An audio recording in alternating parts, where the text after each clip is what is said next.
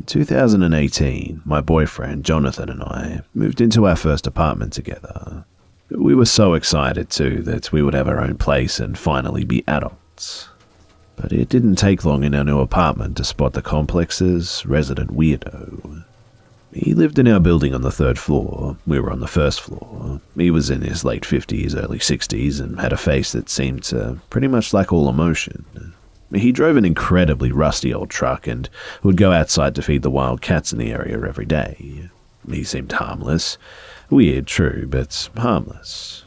Now one day, Jonathan and I are back home from work, and he's outside, standing beside his truck. His eyes are just glued to us, and shivers run down my spine. Jonathan tells me that he doesn't want to get out of the car because he's pretty freaked out. I don't want to let him know that I'm on edge too, so I reassure him that we're in the open, it's daylight, and nothing bad is going to happen. We get out of the car and I open the trunk to get my backpack because I was planning on grading my students' vocabulary quizzes, and when I close the trunk and look up, the creepy old man is right in front of me. His eyes are wide as if he just saw something that unnerved him. I jump and say, "Oh, I'm sorry. You scared me. Is everything okay?" "No," he responds. "That woman that just moved onto the 4th floor is such a bitch, right?" His voice reminds me of one that I've heard before, but I just couldn't put my finger on it.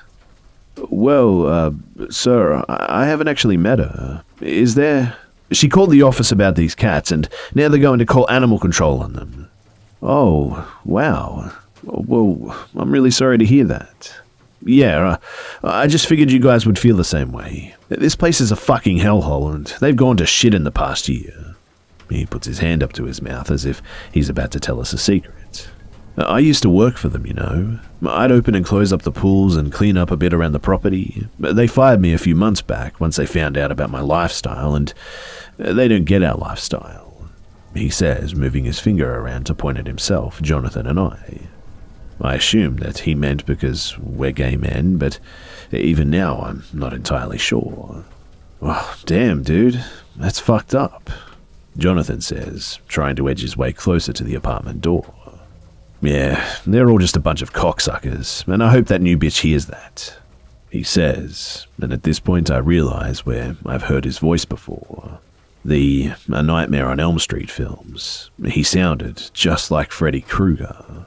Jonathan says, "Well, I hope it's not too bad, dude. I start working there on Monday." "Well, good luck. Try to keep your personal business quiet, otherwise you might be out of a job. Just don't turn into one of those assholes or karma may come back to get you," the old man said, chuckling to himself. Jonathan and I nervously laughed as well.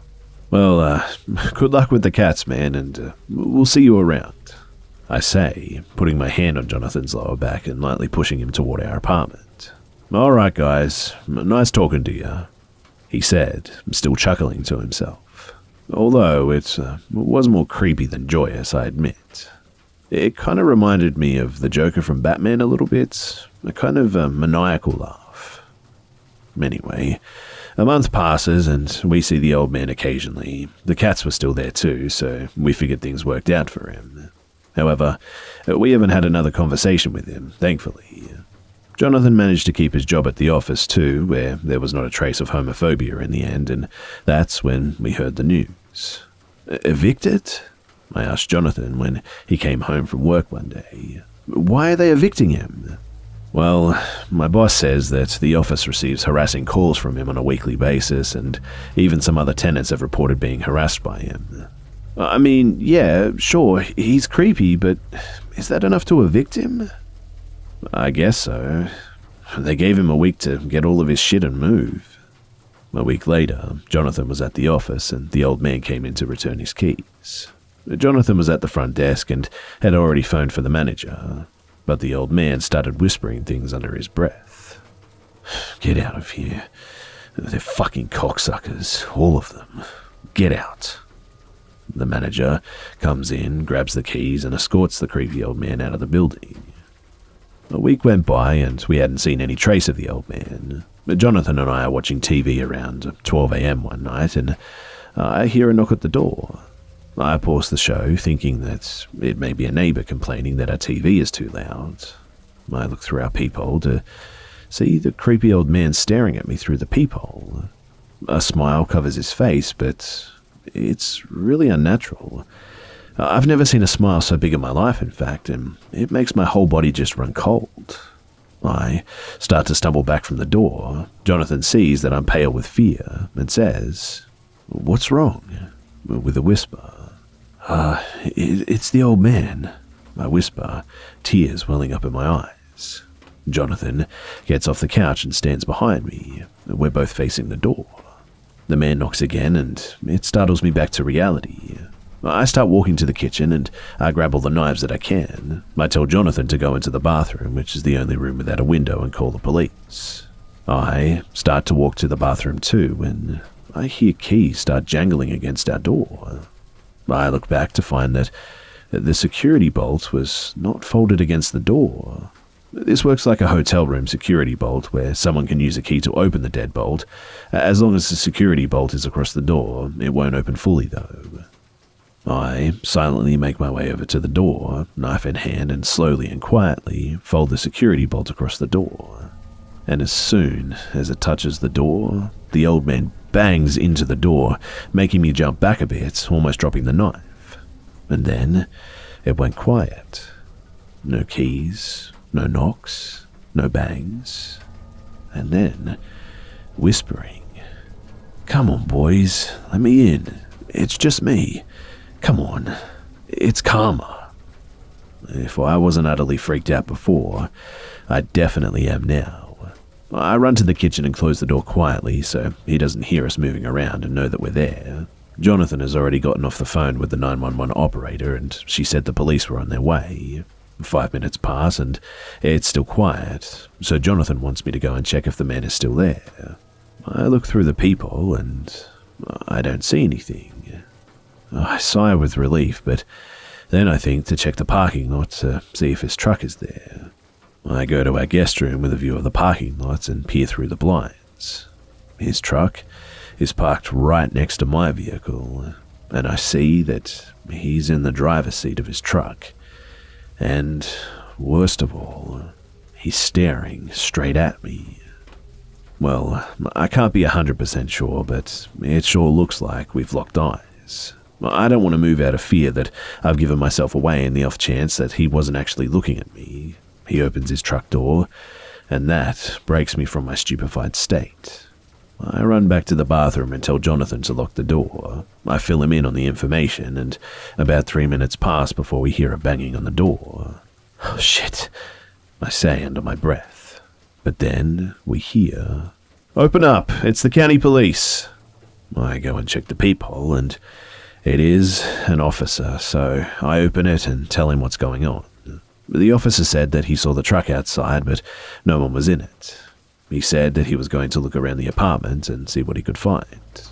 Jonathan and I continue to camp out in the bathroom. All of the lights in our apartment are now off. We wait to hear from the officer, but within 10 minutes, we start to hear crazed screaming, almost demonic noises. Hisses, coughs, screams, laughs, everything. My heart drops and I'm overcome with more fear than before. I mean, what's going on out there? 5 minutes later, the police officer came to our door and said that he found the man in the vacant apartment directly above ours. When the officer got there, the man was allegedly standing facing a corner and laughing under his breath. When the officer put the handcuffs on him, he began thrashing about, screaming and hissing, and the officer told us that he had him in the cruiser and that they arrested him on breaking and entering charges. When the police officer left, we checked the front of our door, where there were now dents from the man's keys. He struck our door with them after being unable to get in. The next day, we went upstairs with the manager of the apartment complex, and we saw a small hole in the floor of the bathroom in that apartment. Which means, apparently, the man must have known that we were hiding in our bathroom and he was trying to get in there from the ceiling above us. Luckily, he didn't have any heavy-duty tools to do the trick, but the hole was made by a screwdriver being stabbed into the floor over and over again.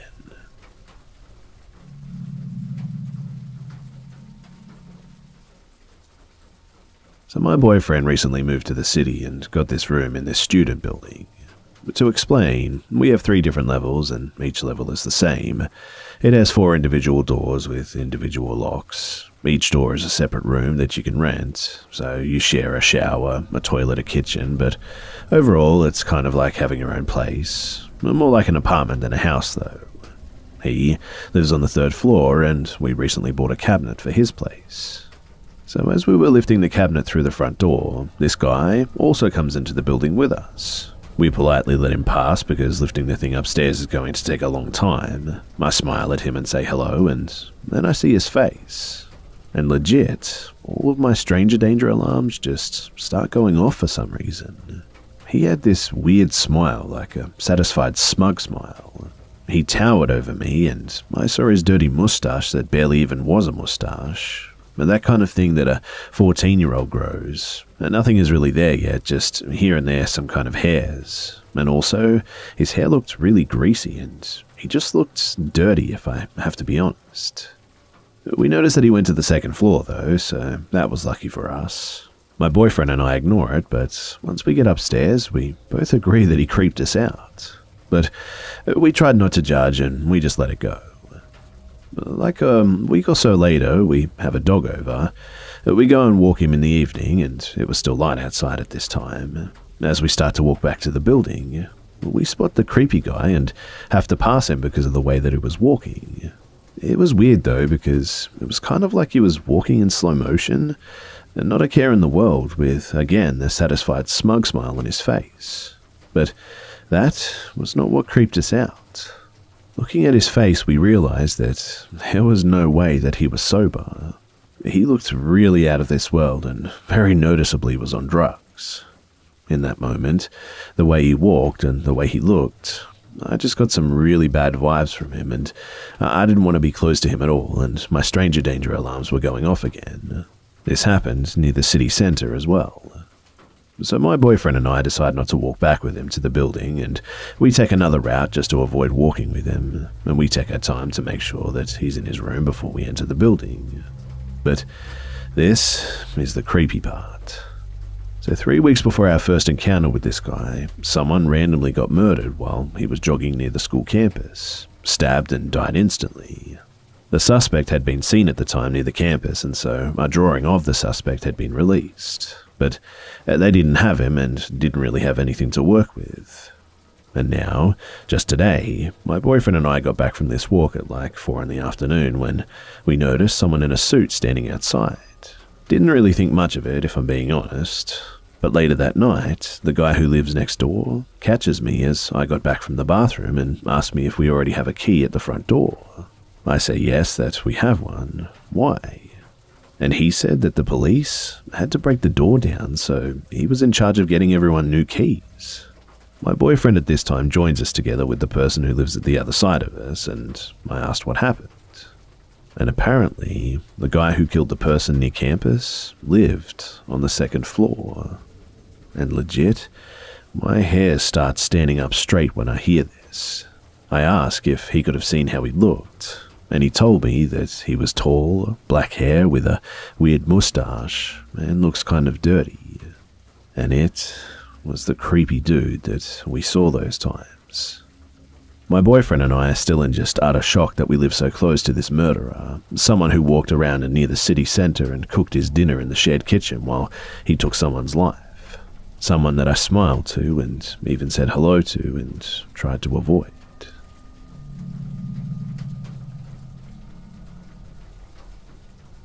When I was 15, I was in a really bad mental headspace. With that being said, I was depressed, lonely, and desperate for someone's attention. So, against better judgment, I made an account on POF. I understand that I put myself in a dangerous position for predators, but I also understand that any man who I told my age to should have just reported my account and not spoken to me.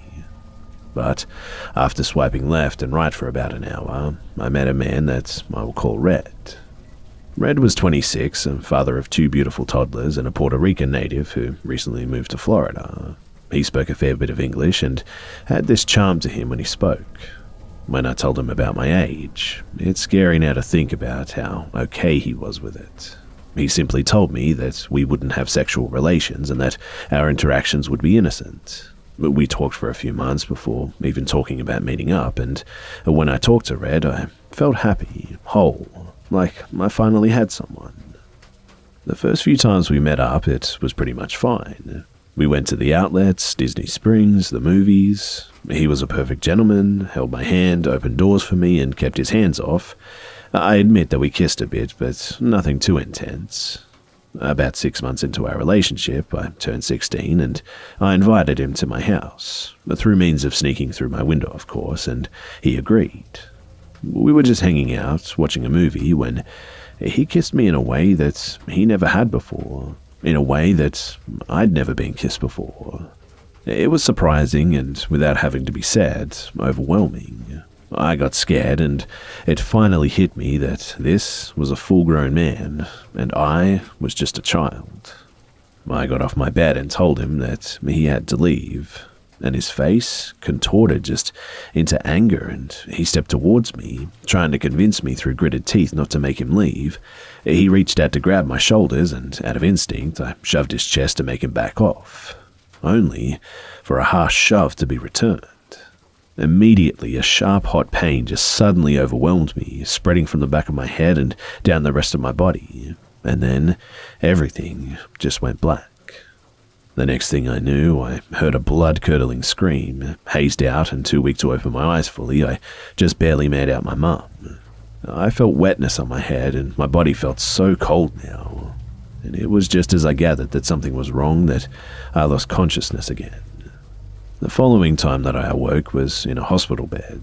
My head was pounding and aching in the back. I reached up hazily to feel where the pain was coming from, and my fingertips grazed a row of staples on a now bald patch on the left back of my head, making me wince. Things went by fast from that point on, a doctor and my mother and father explaining that I must have slipped and hit my head on the windowsill, being that that's where the first impact was made before falling the rest of the way onto my tiled floor.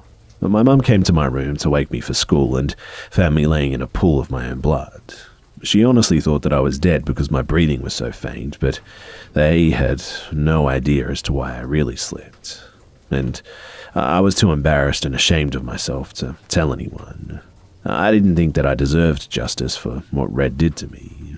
Later on, I found out my obstacles for the injury, hearing loss in my right ear as well as the inability to retain old memories.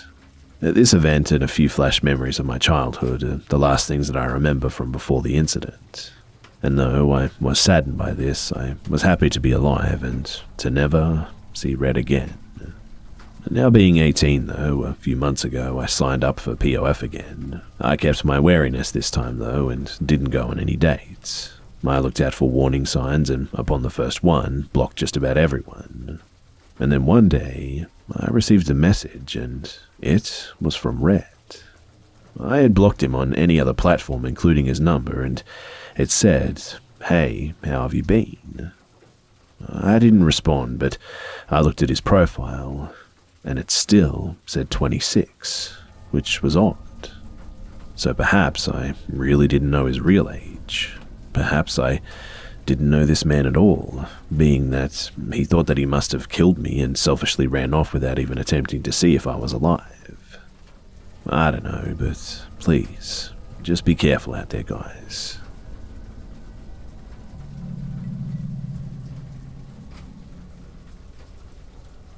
So this happened to me when I was about 7 and still lived in Poland with my grandparents. My grandma and I would always watch Lost together every night, and then the news would always come on afterwards.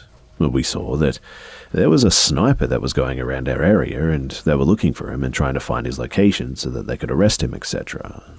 I remember one day at school, the whole school had gone on lockdown because someone reported seeing him near the school, and so everyone had to go to the hall and wait out the whole situation until we were in the clear. I don't think I left the school until around 7 PM, in fact. The police eventually caught him and took him in for questioning. Later on, when watching the news, we found out that he was allegedly hiding out in the small woods that we had behind our very house, and my granddad and I would go there for bike rides and walks most evening. the only reason we hadn't been going was because of this shooter.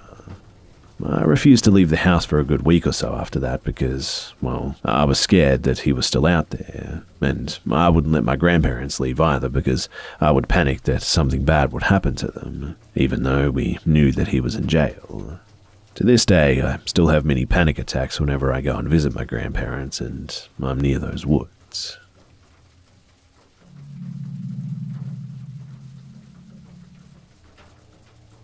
In 2012, my partner, our 3-year-old daughter, and myself all moved to Brazil. My daughter and I have dual citizenship, and with my partner's skill set, it made sense to move there at the time to find high-paying work in the oil industry. After a couple of months of living in an overly priced furnished apartment in a richer area of town, we found our own place and moved in. Not a richer area, mind you. I was in the habit of taking long daily walks out on the beach in the nice area, and one morning after we moved, I decided to go exploring in my new area. I mapped out a walking route back to the beach that I'd normally walk out in the nicer area and decided that that would be good exploring. Everyone was asleep except my toddler, so I quietly strapped her into a stroller, grabbed my headphones, and went out to the streets. I walk fast. It's just how I walk, so I was pushing the stroller and listening to podcasts when this thin, young, light-skinned man, about half a foot taller than me, I'm 5'1", in a windbreaker, zipped all the way up, super weird because it's 8 AM on a scorching Rio summer day, suddenly appears next to me. He says to me while spitting on the floor, "Are you running away from me?" I say no, and I just walk fast.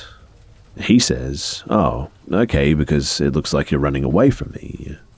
At this point, we get to a street that we have to cross. He bends down to help get my daughter's stroller down from the curb, then back up again on the other side, and how nice, I thought. He continued to ask me questions, and I told him that I'm American, if he was wondering about my accent. I was wondering why he was talking to me and walking with me, but I didn't want to be rude to someone who just wanted to be a friendly stranger. And then, while answering a question about Florida, he interrupted me and told me to keep my voice down, aggressively. Confused, I asked if this was because of my accent. I thought that he was trying to teach me, a silly foreigner, that I shouldn't let others hear my accent because then I'll be targeted. But no. He told me to look down and to not look at his face. It was at this point that I saw what was going on now. We were being kidnapped, or robbed, or something. I started trying to plan my way out of this. I started making observations. He's spitting a lot, almost like compulsively. There are a lot of people on the streets around me. There are a few businesses and more residents around me. He kept switching from being scarcely aggressive back to being really sweet and helping with the stroller. Every time that he would get suddenly aggressive, I would awkwardly laugh and pretend that I didn't understand him, and he would switch back to being nice. I really played dumb at this point. I decided that I needed to find a crowd of people that I could hide in. I spotted a bus stop across the main road with 20 to 40 people waiting by it, and there was my crowd. I needed to find a way to lead us in that direction. I continued talking casually and laughing while he switched from charming to aggressive back and forth. And at this point, my daughter turned around and asked who the guy walking with us was. I pointed across the street just beyond the bus stop and said, "My daughter says that she's thirsty. We need to go to that gas station." And I turned towards the crosswalk. Luckily, he didn't argue and we waited to cross. While crossing, he asks again why I'm walking so fast. And at this point, I'm visibly nervous and I'm pretty anxious to get to the people. I think he's sensing that, and he asks if I actually understand him this whole time or if I'm actually fucking with him, and I laugh and he switches to nice again.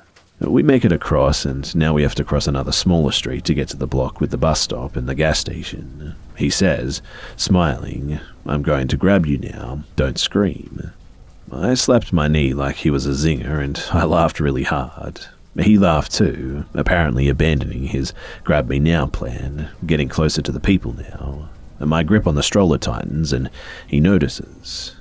He says, "Why are you holding it like that? You're fucking with me, aren't you? You do understand me."